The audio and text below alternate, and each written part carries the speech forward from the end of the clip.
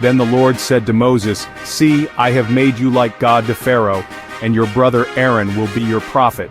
You are to say everything I command you, and your brother Aaron is to tell Pharaoh to let the Israelites go out of his country.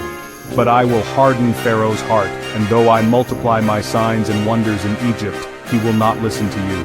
Then I will lay my hand on Egypt, and with mighty acts of judgment I will bring out my divisions, my people the Israelites.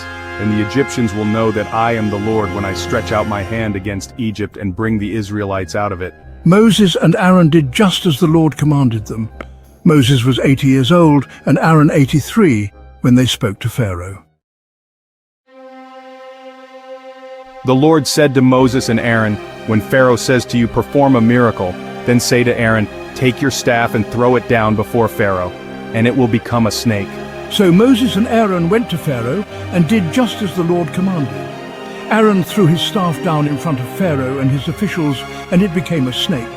Pharaoh then summoned wise men and sorcerers, and the Egyptian magicians also did the same things by their secret arts. Each one threw down his staff, and it became a snake. But Aaron's staff swallowed up their staffs. Yet Pharaoh's heart became hard, and he would not listen to them, just as the Lord had said. This is what the Lord says, "By this you will know that I am the Lord. With the staff that is in my hand I will strike the water of the Nile, and it will be changed into blood. The fish in the Nile will die, and the river will stink. The Egyptians will not be able to drink its water."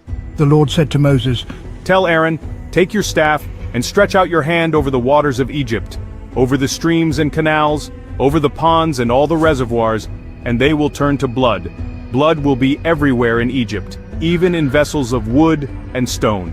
Moses and Aaron did just as the Lord had commanded. He raised his staff in the presence of Pharaoh and his officials and struck the water of the Nile, and all the water was changed into blood.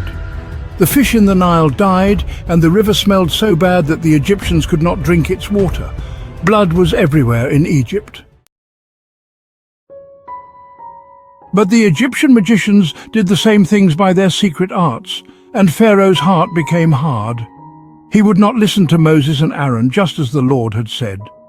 Instead he turned and went into his palace, and did not take even this to heart.